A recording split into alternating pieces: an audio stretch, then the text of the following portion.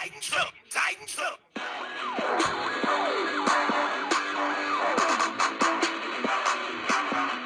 I've been scoping from the sideline, waiting for the right time to sing the precious team to scrimmage, so I'm busting y'all. Welcome to Titans. We got this here, don't worry back. We got this here, don't worry about. See, we got this here.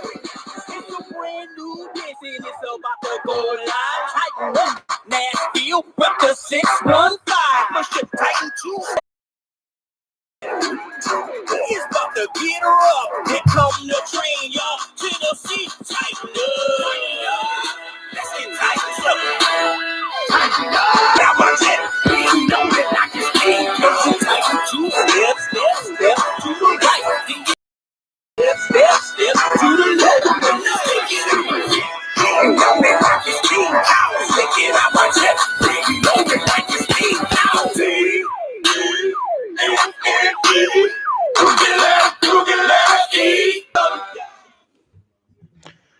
Good evening, Titan Nation. How's everybody doing this evening? Welcome into a late edition of Titans in Truth. I'm your man, Chris, aka Blue Enforcer. We're going to have a very good episode on this evening. AZ Mick, I see, has already checked in. What's going on? I usually start the show. I was still working, so I had to, still take care of, business. Got clocked out from my little home office that I have set up.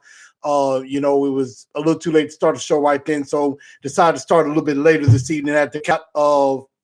We're going to definitely do a lot of talking about the Tennessee Titans,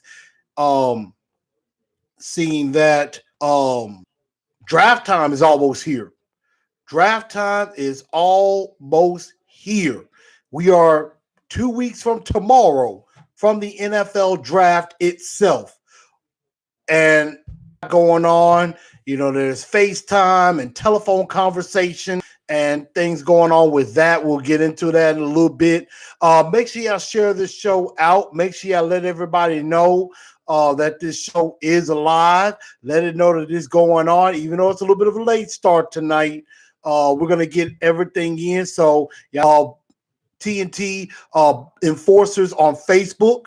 Also, make sure y'all do at Titans_in_truth on Instagram, as well as at TNT Blue Enforcer on Twitter as well. So y'all make sure y'all join in on that, and make sure y'all keep up with the content, because I'm going to be bringing some stuff out. So we're definitely pandemic in the midst of the 19. What's up, Jameson coming in, saying what's up, tighten up indeed. I'm hoping to get up to at least 25 views. Still up and not doing too much right now. I know some of y'all, have to work from home in the morning. But on YouTube, what's going on and everything. And I see right now I'm also on live on Instagram for the moment, just kind of, spreading a little love to everybody on Instagram right quick. So, letting everybody know what we got going on and everything. So, like I said, tonight's show is very offensive line eccentric tonight. We're really going to be talking more about the offensive line. We're going to be talking about especially at the tackle position, which I believe is the next position at the tight and everything. But let's go ahead and get into some of the top stories that have happened. Formerly of the Atlanta Falcons is official. It's a 1-year deal for Jack Crawford. And again, y'all heard me last week's show. I didn't know who this guy was until the Tennessee Titans signed him. Never heard of him. He only was able to register half a sack on the entire season. That's really not going to do it for me, really. I mean, but when you really think about it, he's replacing Austin Johnson on the defensive line. That's not replacing Jarrell Casey. I mean, Crawford's a rotation guy. He's not going to be a guy that's going to be a starter. So now that I look at that, the one you did, I think it was under 3 million. So it was a pretty cheap deal that they got him for. So it's a pretty good deal there as well. But we'll see what happens with that. And the Tennessee Titans are still in a discussion for Jadeveon Clowney.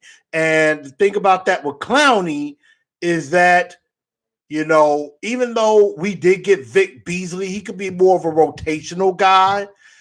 Jadeveon Clowney's a guy that can wreck a game. And that's something that you want. That's something that you want. And that's that the Titans of the offense puts fear on the offensive coordinator. And, you know, the offensive line is like, where's 90 at? Where's 90 at? Where's Clowney at? Where's he out on the field? You got to have that time on every single play. And that is very, very important. So hopefully more people come on into the YouTube feed and watch. Right now, I am stopping the YouTube right now. I may go on Facebook for just a moment too. But the Clowney story is not going away anytime soon. And I mean, you know, Clowney lowered his price. That the Cleveland Browns are now getting into the race and may have made the rich offer. Made the rich offer to Jadeveon Clowney. I don't know how real that is right now. Up until this point, I haven't heard of Cleveland being in the race. We don't know how serious that is.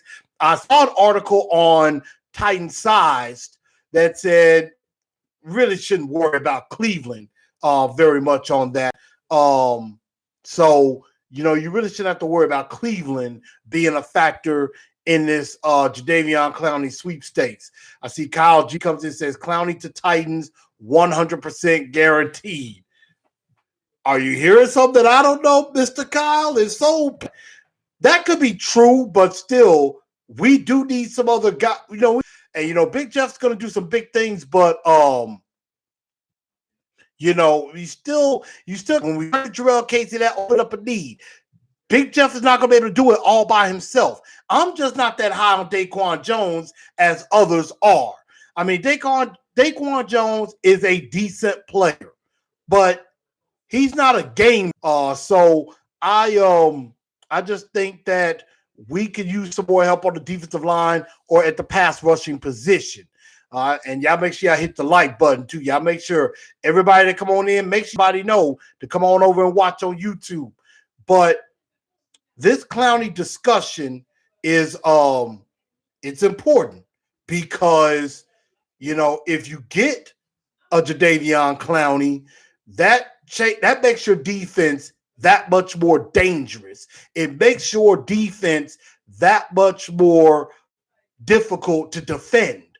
So because a quarterback ain't gonna be able to get the ball off if he's on this board, like that South Carolina game, which that was probably one of the most vicious hits I've ever seen. And I like good hits. Even that one scared me. I mean, you know, the Titans were linked to Tom Brady and everything. And, you know, Vrabel knew Brady, but it never really materialized. That was the national media trying to link us to Tom Brady. J-Rob came out himself and said, we reached out to Clowney's representatives, and you know what? Nothing never really materialized. So we're not in the race for that. J-Rob had a chance to shut the door if he, you know, hey, it's like church. The church and the doors are open, you know? So the doors of Jadeveon Clowney are still open. And I definitely like that. So that's, you know, that is something that in two-tone blue, I would like that. I would like that a lot. It would be absolutely beautiful. I mean, truthfully. So that's something that I've seen some stuff. And, you know, right now also there is a story out, Mike Garafolo of the NFL Network, that the Seahawks are out of the race for Jadeveon Clowney. They are not going to continue to pursue him. So I don't know if that keeps the door. I don't. Nothing is certain. I mean, all I know is we're still in the hunt. We're still in the race. That's all that can be expected, and we'll definitely see what happens going forward with that. But I would really love if Clowney came here. I think we have a better shot at getting Clowney. Shoot, you weren't the only one with the reaction when the Titans signed Jack Crawford. Absolutely, I was shocked. I didn't know who the guy was. Gino says maybe they think that maybe it's the return of the Mac, Isaiah Mack, but I think he's a rotational player. But we'll see. We've seen some other guys who started off as rotational players become really good players. So that's something that we will definitely be looking at and see, does that become effective? So, and of course, right now, I'm also live on Facebook right now, letting everybody know, y'all come on over to the YouTube channel and watch this live. So y'all come on over to the YouTube channel, just let y'all know we on live. So come on in. And let's see, Jameson says, the channel is a little choppy. Yeah, I know sometimes it does act a little choppy. I mean, it's YouTube. YouTube likes to just play with me sometimes, but for the most part, I think it's going to go okay. Maybe I'm trying to do too much. Joseph, my guy, says, YouTube is being a heel right now. Yep, it's kind of being a heel right now. Maybe we need to drop kick YouTube a little bit, but got some things going on that I'm working on as far as possibly a new way of streaming that will include YouTube, but maybe a new way of streaming, so to speak. So just letting y'all in on that and everything. So Jameson says, who did you say is out on Clowney? Right now, according to, again, the story is according to one chance that Jadeveon Clowney goes back to Seattle. Okay.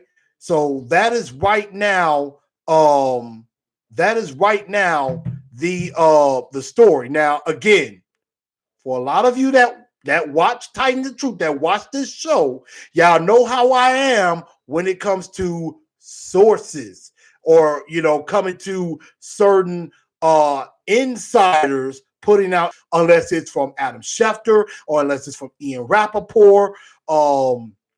Even I'll throw in Chris Mortensen, and I'm talking national media. If it doesn't come from Adam Schefter or Ian Rappaport or Chris Mortensen, heck, I'll even throw in Ed Werder. I still take anything that she might come out with a little bit of grain of salt, but at the same time, Diana Rossini is pretty good. So I may not believe it 100%, but I might believe it about 50%. Now, Garofalo, yes, is a norm on NFL Network. I see him on, on shows or on Good Morning Football and things like that from time to time. He's basically, could be a little bit of validity to that, but I don't know how much. But it does make you wonder. And here's a question that I pose out.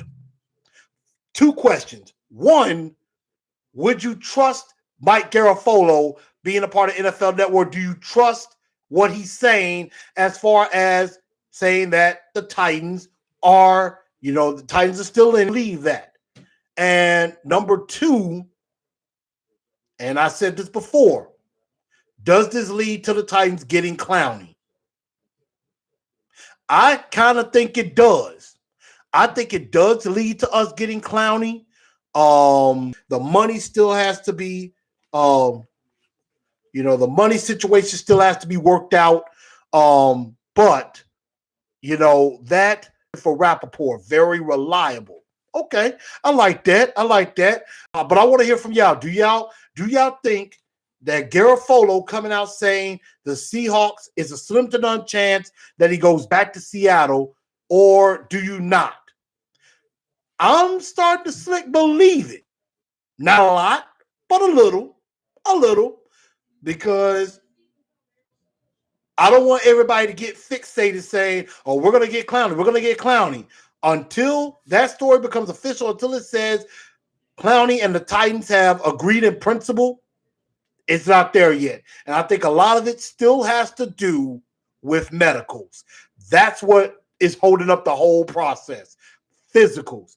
But what I find interesting is that, for example, Tua did a physical or whatever with a third-party doctor.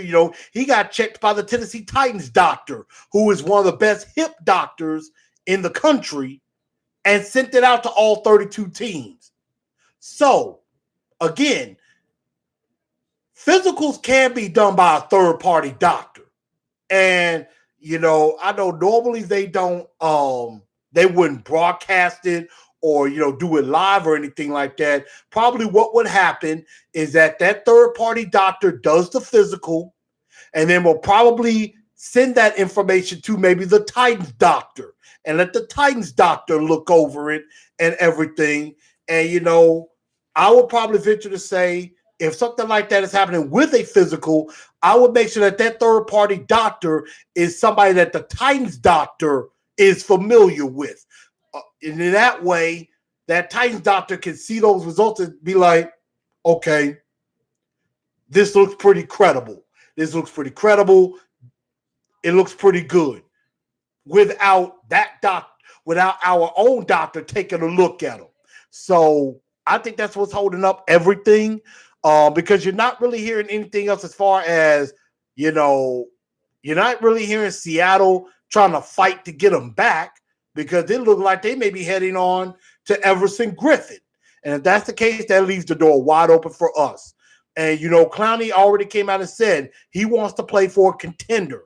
He wants to play for a contender, which the Titans are. The Titans are a contender. The Browns are not. The Jets are not. And those are the only other teams that could be in this race right now. So, and word is, now, again, I won't put no validity on it. Word is the Jets are out too. But when the price lowered, it looked like the Jets were trying to slither back in, but they may be out. And then, of course, somebody, another report that came out, I can't remember who said it, was trying to say the Colts were trying to sneak in. And all I thought of was, all the Colts were trying to do is basically try to keep it so that we can't get them. They wanted to basically make it look like, well, we don't want the Tennessee Titans to get them. Let's go in and let's try to get them ourselves. They just got DeForest Buckner. So why in the world would they do that? Wouldn't make any sense to me. Let's see. Ryan Tannehill said Garofalo reported Mariota to Las Vegas. Very interesting. Reported that we signed Humphreys. Some good information, Ryan. Very good information. Jameson says he does a decent job of being an insider, pretty believable on what he reports on it. Chances are good for us to land Clowney. Right now, chances are good, but again, we do need to focus on the draft. Next week's show, I'm going to be talking about pass rushers and defensive linemen. That's going to be a big show because we're going to be definitely talking D-line and pass rusher. So that's going to be something big to look forward to. And then I may do a couple of shows the week of the draft because I want to get into wide receivers, backup running backs, maybe throw in a little quarterback, and do the final mock draft and everything. So that's something that we'll definitely get into. But let's move on from the Clowney conversation. And hold on, let me see. Ryan Tannehill said Pro Football 401 was the person who said the Colts were interested, who is proven to be a fraud. Yeah, Pro Football 411, I've heard that. And then there's this guy that is supposed to be a Seattle fan or a Seattle insider, and has basically said, Clowney's not going back to Seattle. It looks like he might be going to Tennessee, blah, blah, blah. There's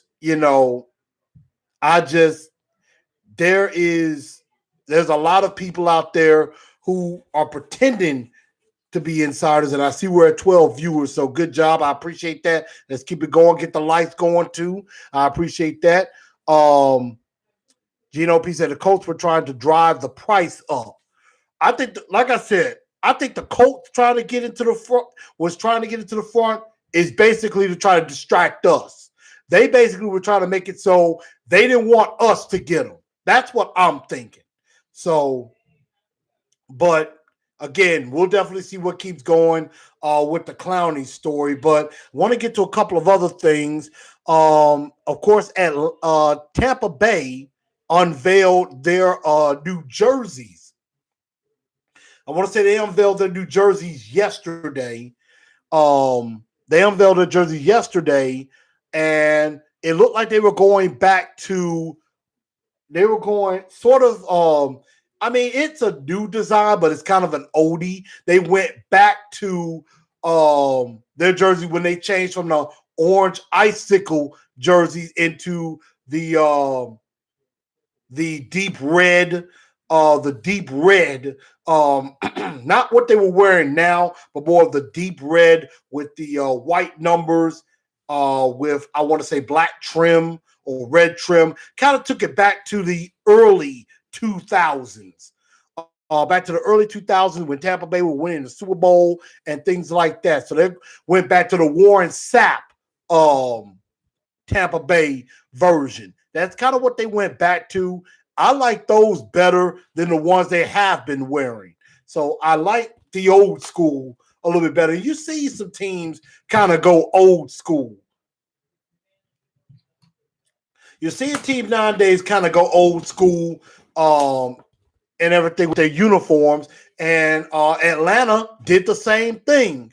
Atlanta kind of did Atlanta did something with their jerseys. They kind of went back old school, and with their jerseys, they got ATL across the chest, which I ain't gonna lie. Both of those jersey reveals were nice. Very, very nice. I like the black and red combination. I've always been a fan of that. With Tampa Bay, I believe they had the red, they had the white, and I think their alternate was like a gray. The gray is okay, but I like the red and the white. Atlanta, I know they did the red. They have an all black, and then their fourth alternate is like their original black, which I liked it. I definitely like the Atlanta jerseys. Absolutely. Kyle G says Clowney to Titan 100%. I hope so. Joseph said, I like our chances of bringing Clowney to Nashville. And I like that too. So we'll definitely see how that goes with that. But like the reveals, the draft is going to be totally virtual now. So the entire draft is going to be virtual. It is going to be basically a lot of the team bases will be where social distancing. Like, for example, the Saints were going to use a brewery as their headquarters, but that's not going to be able to happen. So, like, for example, with the Titans, most likely their war room is J-Rob's house. That's where it's going to be. But it's going to be completely virtual. And everything's going to be done remote. They're going to be working on systems now to make sure that there are no glitches.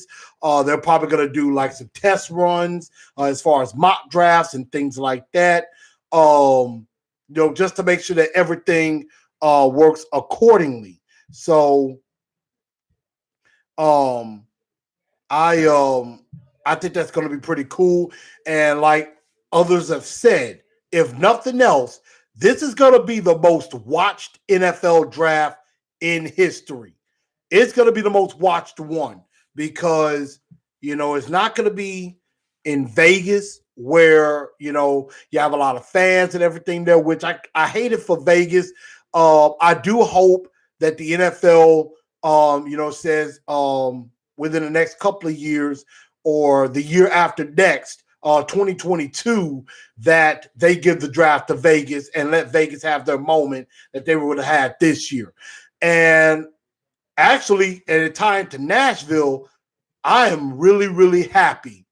I'm really happy that the Titans, that Nashville got the 2019 draft instead of the 2020 draft.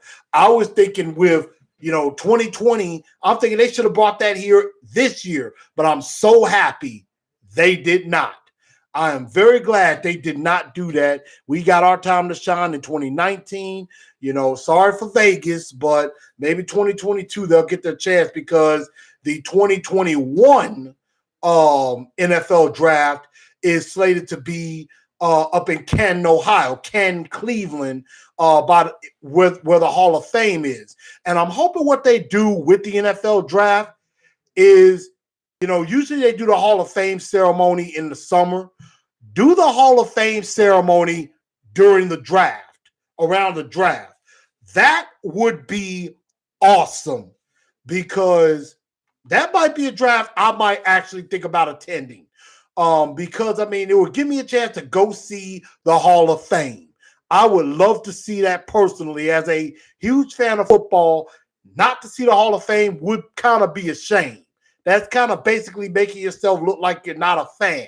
So that would be cool. But I hope in 2022, Vegas gets their shot. And then within the next couple of years, they bring it back to Nashville, where they need to make that an every year thing. Let's see. Kernick Leon says, you tripping, bro. They look like the Mean Machine from The Longest Yard. Maybe. But the Longest Yard uniforms weren't that bad. They weren't that bad. They sure looked better than the guards' uniforms in that movie. So that's all I'm saying. It kind of looks like that, but I think they're pretty cool. I like it. I like the red and black combination. I'm just saying. James said, when you say Atlanta went to their original black, do you mean when Dion was playing? Yes, that is their fourth. That is their alternative. Their alternate jersey is like the Dion jersey. Yeah, like when Dion was playing and Brian Jordan, the baseball player, was playing for the Falcons. That's what I'm talking about. But they kind of went towards that, a little bit old school. Excuse me. They went like that, a little bit old school, but it still got a little bit of new school flavor. The difference is, like, instead of Falcons across the chest, they got ATL across the chest. Really nice. I'm just saying, I liked it. So hey, we can all agree to disagree on that. Now, the Tampa Bay gray jersey looked like penitentiary jerseys. That much is true. But it was pretty cool. I'm not really, tripping about that. So I like the jersey reveal, and I like the draft being virtual. So that's going to be interesting with that. Let's see. Kernick Leon says the fade one jersey is hard. Bucks jerseys will be dope when they change the helmet rule and allow the creamsicle jerseys again. Wow, now that would be interesting. Ryan says he's not feeling the jerseys. Joseph says, I really let me see. He wished that we had a fourth alternate uniform, that being red. I enjoyed your NFL draft coverage last year. Hey, I appreciate that. Thank you for that. And we're definitely going to have some draft coverage this year. Don't know how I'm going to do it, but I will be doing that while watching the NFL draft, probably on my phone or something like that. So there will be draft coverage while that is going on. So I will definitely be doing some draft coverage indeed. And I'm with Ryan on that one. I would love it if the Titans did the Oilers at least once with that. So, I mean, I like to see like an Oilers baby blue and maybe with the Titan helmet. I don't know if that would work, but if they can use the helmet change, I would love for them to bring back the Oilers uniforms. Absolutely. Absolutely. I would love that. So that's that on that. But now I want to get to a little bit of pick my brain. Pick my brain. So I want y'all to give me some questions. Give me a couple of questions. I'll answer a few before we get into draft talk, because I know I've talked for 35 minutes and everything. But yeah, let's get into some draft talk. But I want y'all to be a couple of questions. I want y'all to hit me up with that. Kurdick says we should only wear Oilers when we play Houston. I don't necessarily say we have to do it only when we're playing Houston. I mean, I would say when we're playing like AFC Central rivals, maybe if you do that against Pittsburgh, or if you do that against well, I wouldn't necessarily say Baltimore, but I would say like Pittsburgh, maybe Pittsburgh, or maybe like Raiders. If it's maybe if it's the Jags, Houston definitely. I would say if we're playing like an old school team, like a Cleveland, Cleveland, Cincinnati, Pittsburgh, those are teams that I would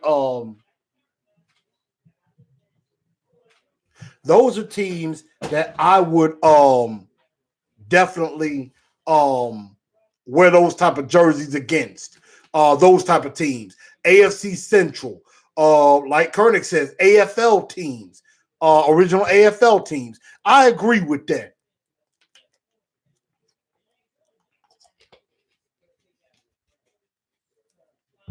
Let's see. Jameson says the Hall of Fame is, let me see, to visit the day of the Hall of Fame class. I'm trying to understand exactly what you're saying, James. Are you trying to say it's really cool? But that's what I was saying. Like when they do the draft next year, they're doing it in Canton. I would like for them to do the Hall of Fame class ceremony around the draft time. So that way, maybe that Saturday night, because the draft will be over with, that could be the climax of the entire draft weekend. That's something that I would think. Ryan Tenego says, I'm really liking Gladney. I do too. I got Gladney as my number one rated corner. Now, remember, any of my rankings are as of who I think as far as who will be available for the Titans. Now, we know there are guys like Jeff Okudah, CJ Henderson, who I have as my number 2 corner. A couple of those guys are already going to be gone. So I'm looking at guys that look like they will be available when the Titans pick. So that's what I go by. I'm going by guys that I think that will be available to the Titans when they pick at 29. And they could trade up. They could trade up. They could trade out of the first round. J-Rob don't mind moving around. We got 3 7th-round picks to use, but we'll see about that. James said it would be nice to rock the Oiler helmet. I would love it too. I would absolutely love seeing the Oiler colors back, at least for 1 or 2 games. So that's something that I would definitely enjoy seeing. But we're going to go in and get into draft talk since I didn't get many questions. But y'all can ask me some questions while we're talking draft and everything. So,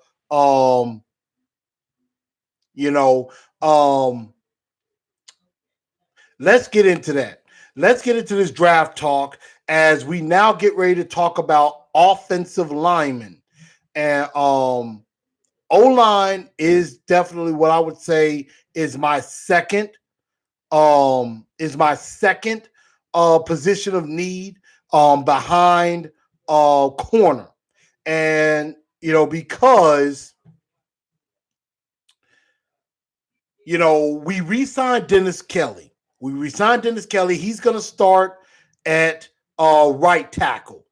And, they brought in from Atlanta Ty Sambrailo on a 1-year deal. I think it was like around $1 million or $2 million or something like that. Very cheap deal. So they brought in a swing tackle and they brought back Dennis Kelly to start at right tackle. But again, Kelly, it's a 3-year deal, but that's a deal they could get out of after this upcoming season. They could make it so they could get out of that pick, out of that contract. They made it so that was a team-friendly deal. So after this year, they could get out of the Dennis Kelly deal if they want to. And everything. So they could go tackle in this draft. This is a very good class of tackles in this draft. And I have my top five, I have my top four tackles that I like. And I have some other guys that could be considered. And I have a couple of dark horses as well. And I have like one or two other possibilities as far as other line positions as well. So let's get right into this. My top tackle that I have, and this is again my personal ranking. This has nothing to do with rankings of any other insider or anything like that. These are my personal rankings and who I think could be available at 29 for the Tennessee Titans. The first guy I have is Houston tackle Josh Jones. Watched the game against Oklahoma. Got to watch him a little bit. And here's some things that I liked and everything. He does have some good hand placement.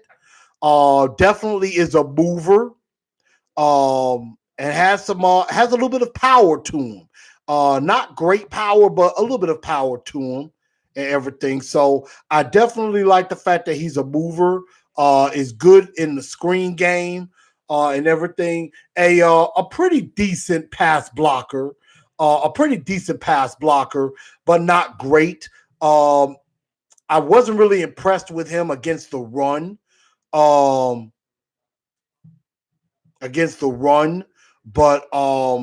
that's something that could definitely be improved.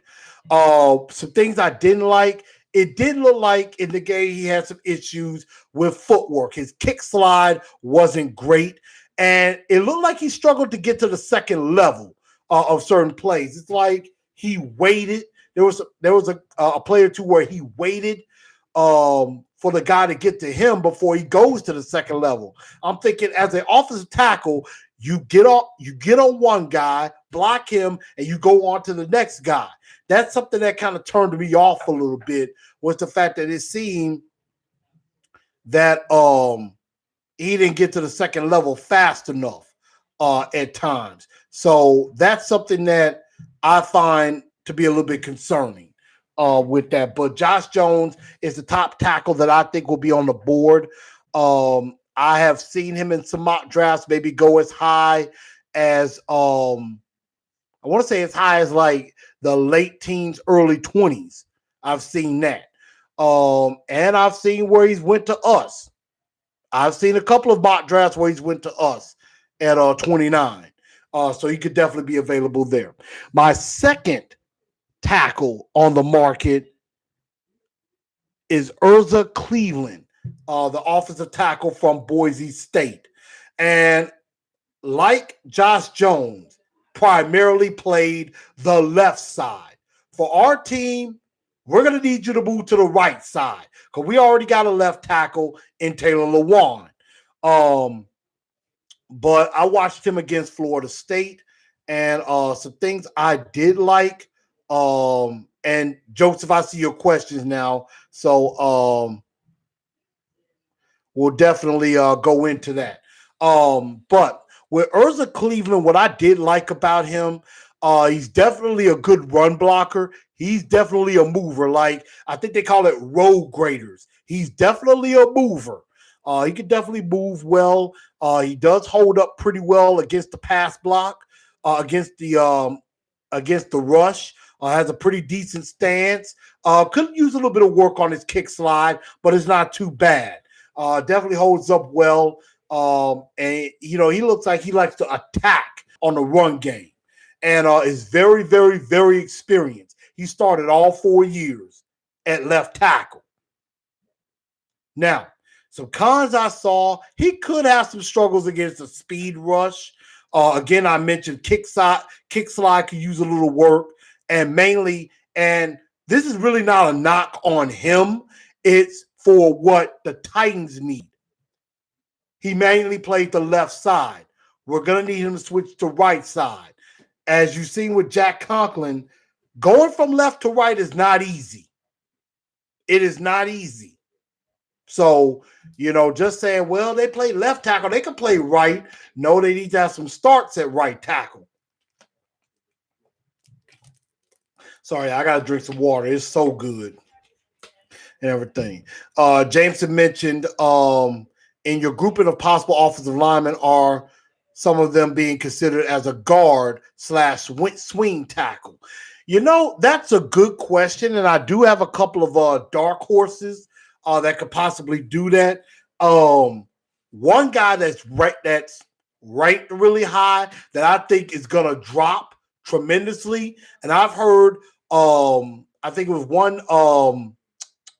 one video from the franchise guy, I think does some mock drafts. Mekhi Becton of Louisville, I think is going to drop. I think he's going to drop far in the draft. And y'all know how that happens. Every year, there is a player that you don't think is going to rise up that does. And there's a guy in the draft that's ranked really high that just takes a dive in the draft and could be in for a long, long night. I think that person is Mekhi Becton. I think he could be in for a very long night. I really do. And there are some guys that I think could kick inside the guard that I could go into that I will definitely talk about. Let's see.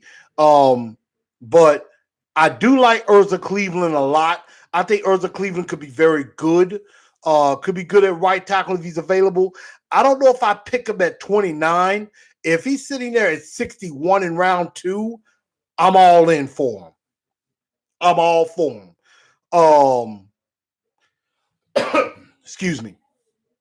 And let's see, Mama's boy say he doesn't have to play the blind side, so that's a plus. True enough, because we got one. We got Taylor Lewan. So everybody will go to the right side. But I definitely like Urza Cleveland a little bit more than I like Josh Jones. My third tackle that could be available is Austin Jackson from USC. And the one game I watched of him, I watched the bowl game against Iowa. And I liked this fact because you got to see him go up against another highly touted guy in AJ Espinosa, who, could go in the first round. And I have to admit, it was a battle. I liked it. I liked watching those two guys going at it. Austin Jackson, I think, has some good footwork in pass protection, has some decent placement in his hands. He actually did pretty well against AJ Espinosa. He actually did pretty well from what I was watching. Now, there was one play where it looked like, I guess he was looking for a blitz or something like that, and Espinosa went inside and got the sack. So I don't know if he got confused at who he's supposed to pick up, if he was supposed to pick him up or go get out on the screen. I don't know. But Espinosa got inside and got a sack. But other than that, I like that he had some decent placement with his hands and held up very well. Now, some cons to that was in that game, it was primarily USC being pass heavy. So I don't know if he can hold up well against the run. That's going to be a good question. And I think with Espinosa, at times when he was aggressive, he was giving Jackson some fits, was giving Jackson a little trouble when he got aggressive. So he may have some issues against more aggressive power rushers, in my opinion. Again, I'm no expert. I'm not Coach Dave McGinnis. I'm not my guy, TD, Teron Davenport. Y'all make sure y'all check out Talking with TD. He had a very good show. I think he came out with one today on Spotify, but I listened to his show last week. He had Jalen Hurts on the show, and that was actually a very good episode. So y'all make sure y'all check that out. But again, none of these guys are guys that I would just take at round 1 unless they're just the best player available and we can't get out of that pick, basically. Now, and let's see, we got some comments. Mama Boy says Cleveland would be a trade back to a second round pick. So yeah, I could see that. Like if we could get an extra second round pick, trade out of the first round, and if Urza Cleveland is there maybe in the early 30s, okay, I could work with that. I could definitely work with that. Let's see. And I'm gonna go with a quick P&B question from Joseph. Let's see. He said, "What if Stone Cold Steve Austin hadn't got injured in his wrestling career, or others hadn't died early? Do you think what would WCW be like if they didn't go out of business?" Now, those are more personal questions. On that, we're gonna stick to football basically. Although I am a big wrestling fan, that's probably something that I would say hold that question to after the draft because we could do some off Titan topics since we're in this pandemic. But I'll definitely be something that would definitely talk about because I know that's a lot of stuff you talk about is wrestling, predators, and things like that. And I know you like those other sports. But we'll definitely get into that. Joseph, save those questions for after the draft. Once the draft is over, we definitely should get into some other sports topic because it's going to be a little bit of a break with that. But yeah, I'm glad wrestling exists. I'm glad we got AEW. Would have liked to have seen what would have happened with WCW if it stayed in business and things like that. Glad the Predators are around. I like watching some good hockey. So all of that is pretty cool. But wrestling is near and dear to my heart. Everybody knows that.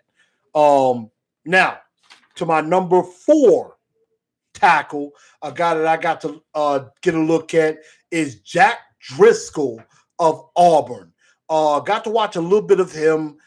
Didn't get to watch a lot of film of him. But one thing that was good about him is he primarily played right tackle, which is good. He played right tackle a lot. He didn't play left tackle like a lot of the other guys. He played right tackle, some things I liked about him. He has some upside as a pass blocker. I watched him against Georgia, and he did some pretty good things there. I think he has a good kick slide, some very good feet, decent hands. Doesn't get blown off the ball by a defensive end or a pass rusher or anything like that. But some cons to his game. At times, he does seem a little stiff. He doesn't seem like he moves people or anything. He's not a road grader to me. He's a good pass blocker, not a mover on the run blocking, in my honest opinion. And things like that. Let's see. Lee says, wish wrestling wasn't as scripted as it is, or I watch it. That's why I kind of like AEW. I like NXT. Raw and SmackDown pretty well scripted. NXT I like because it does give a little bit more action. AEW I like it because with AEW it's about wins and losses. The more you win, the higher your ranking is, and the better chance you have of getting a title shot. So that's what that is about, and that's what I like with AEW. So that's something that I like. But I can see Jack Driscoll being a guy that goes in the second or third round, and he could be a guy that maybe could kick inside and play guard a little bit. So that might be something there with that. Some other guys that I feel that could be dark horses. I didn't get a chance to watch film of this guy, but I've heard some good things about him. Is TCU tackle Lucas Niang. I heard he could probably go somewhere in the second round. Prince Tiga Wanugo, the other tackle from Auburn, he actually played left tackle. So he could go in the third round.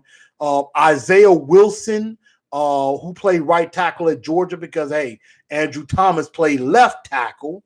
Another guy that I'm liking like really late in the draft, like in the 5th, 6th, or 7th round, John Runyon Jr. from Michigan. Of course, most of you know that his father, John Runyon Sr., former Titan, great, was a big-time offensive lineman here, and now his son following in his footsteps. I would love for us to draft John Runyon late in this draft. And Ryan Tannehill, we're going to get to wide receivers probably in 2 weeks' time, right before the draft. We'll talk about wide receivers and backup running backs. So we'll definitely talk about that. Lee, we'll get into AJ Espinosa next week.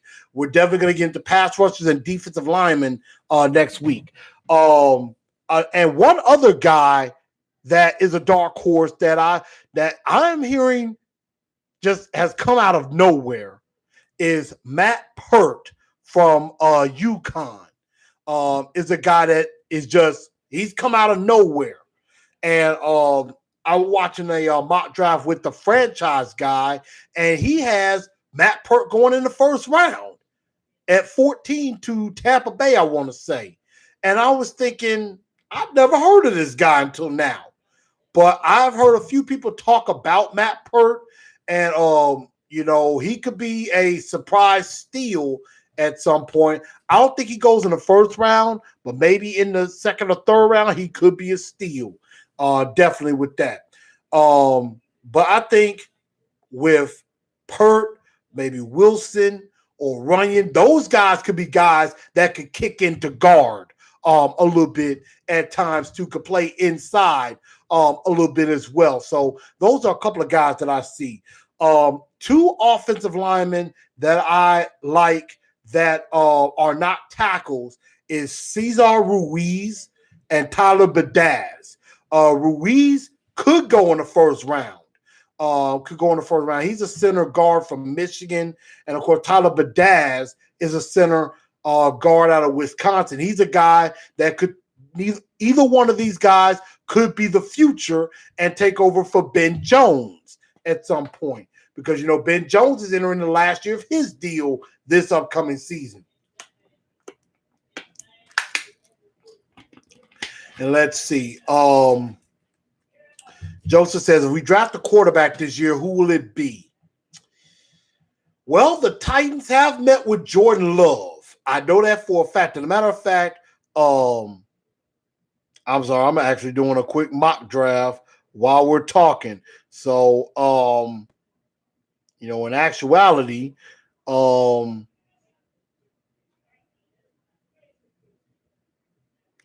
actually doing a mock draft at the same time.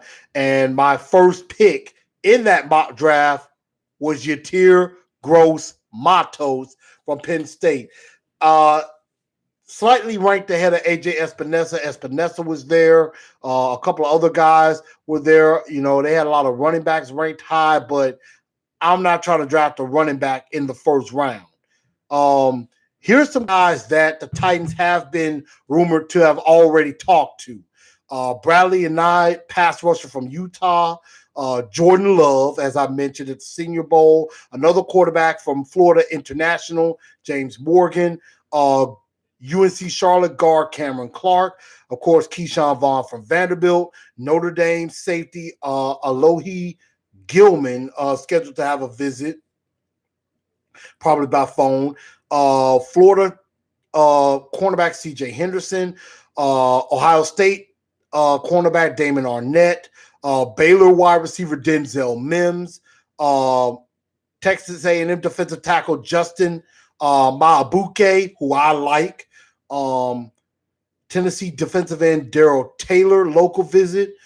Texas A&M receiver Courtney Davis. Michigan pass rusher Josh Uche at the Combine. Baylor defensive lineman James Lynch at the Combine. Offensive lineman Robert Hunt from Louisiana Lafayette. Florida pass rusher John Greenard. Let's see. So I think they had a meeting, had a private meeting. Let's see. TCU wide receiver Jalen Rager. LSU cornerback Christian Fulton spoke to the Titans. Auburn defensive lineman Marlon Davidson had a video conference, and Nebraska defensive lineman Darian Daniels did drills after his pro day. So there were a couple of pro days that did happen. And then, there were others that got canceled because of COVID-19. Let's see. Wow. This is interesting. See, I'm actually doing a mock draft as we speak, and I'm in the second round. Jordan Love is still on the board. That's crazy. This will be where I would trade. I would trade back. I would use that pick to my advantage. So that's something that I would actually consider. But we don't need a quarterback right now. So I went ahead and took offensive lineman Lucas Niang in the second round. So, but I will give you out, I will pull out the full mock draft later tonight once I get done with that. But before we wrap up the show, because I know we've been talking for over an hour, wrapping up the show, since we're in quarantine and everything, I want to know, I'm trying to work on still keeping up, working out, staying in shape and things like that. Joseph, to answer your question, I like Jalen Hurts. There's a kid out of Colorado that I've heard some stuff about. I know there's a North Texas quarterback as well. Jake Fromm is a possibility, even though I'm not really a big fan of him. Mama's boy mentioned Nate Stanley from Iowa. He would have to be a very, very late draft pick. Maybe for this offense, he might be pretty good for it. But I'm just not enamored by Nate Stanley because he played for Iowa. Iowa isn't known as an offensive juggernaut. But they do have good tight ends. I will say that. Wow. Quarterbacks galore available in the third round. Sorry, I got to take one. I just drafted Jalen Hurts. Hey, there it is. I mean, I could have got Jordan Love in round 2. Jalen Hurts was sitting there high on the board in round 3. He's the best player. I had to take him. So there it is. I took a defensive end, a tackle, and a quarterback in the first 3 rounds of my mock draft so far. But what I want to know from y'all is, how do y'all work out during this pandemic, the coronavirus, and all this is going on? How do y'all work out? I know most people will probably say, go for walks and things like that, but I'm talking about like either push-ups or squats, crunches, any way to do some lifting. Like, the reason why I say that is because one of my fraternity brothers showed me a video of himself where he got like some center blocks with some chains, and I think he even had like a 2x4, and was able to make that into like what he would use as a bench. As a bench to do that, he would use the chains with the center blocks to do curls and things like that, which, I mean, I don't know if I'm strong enough to lift center blocks, but but but there some different ways to work out. What I tend to do sometimes, I do either some push-ups I do some push-ups. I do some squats either with like heavy, like big heavy paint cans, or my mother-in-law has a big ladder, and I curl with that, and I also can squat with that ladder and things like that. She has a deck in the back with steps, so I'll probably do some step ups and step downs and things like that. I also did some jumps and things like that. So those are some ideas. But I'm just looking at some other ideas and how to work out during this coronavirus. Jameson says, have a heavy workout bag. Could I? I do have like duffel bags. Maybe I could, put some stuff in it and things like that. Maybe that's a pretty good idea. JJ Water says, tighten up. I like that. Let's see. I'm sorry. I'm actually still doing my mock draft right now, and I'm in round 5. And I see a interesting corner I like. I also see a couple of receivers I like too. And I even see a running back that I wouldn't mind taking. I'm going to go ahead and go off running back. give me Keyshawn Vaughn in round 5. So maybe that's something that I could do. James says, okay, love hearing that the Titans have talked with Darian Daniels. JJ Waters, what's up with you? Welcome in. But yeah, just looking at some ideas on how to work out during this coronavirus. I try to work out outside, and things like that, and everything. So if y'all have some ideas, add them to the comments below, or throw them on the TNT Enforcer page. Yeah, y'all let me know what y'all think, and we'll definitely talk about that and everything. So, but yeah, I'll definitely have to do that and try to get stronger and get better. So that way, because I don't want to gain the weight back that I've lost, and I want to continue to get better and get stronger, and not get sick though. So that's something that I would look forward to. So if y'all have any workout ideas, pass them on to me. I will be glad to listen and see if that's something that I can pull off. But and Lee, you're right. Because of this, a lot of prospects are going to get overlooked. So there are going to be a lot of guys that could be undrafted free agents that could get a shot and things like that. So I hope some of those guys do get chances via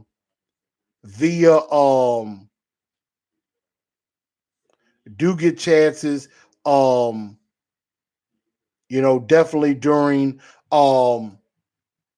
training camp and everything. So I'm gonna go ahead and I'll put this mock draft out tonight because I'm actually in round 7 now. Went ahead and picked a corner out of Arkansas, Carmen Curl. So I got I got 3 7th round picks that we're going to be working with and everything. But everybody, I'm going to go ahead and get up out of here, call it a night.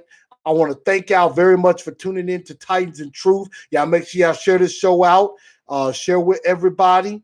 And actually, I might finish up this thing before. I just picked up a wide receiver, James Procise from SMU, and then I got one more pick before I am done. So I like to thank everybody for tuning in to Titans and Truth. I'm your man Chris, aka Blue Enforcer. I hope y'all have a very, very good night. And I just thank y'all for sticking with me. And y'all have a good evening. And as we always say at the end of the show, that in the end, nobody, and I do mean no one, will survive.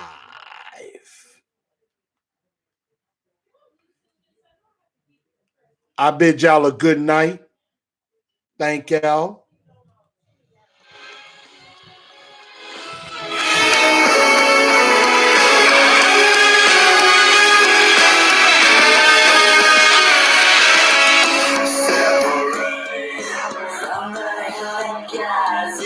Good night, y'all. Tighten up. Share the show.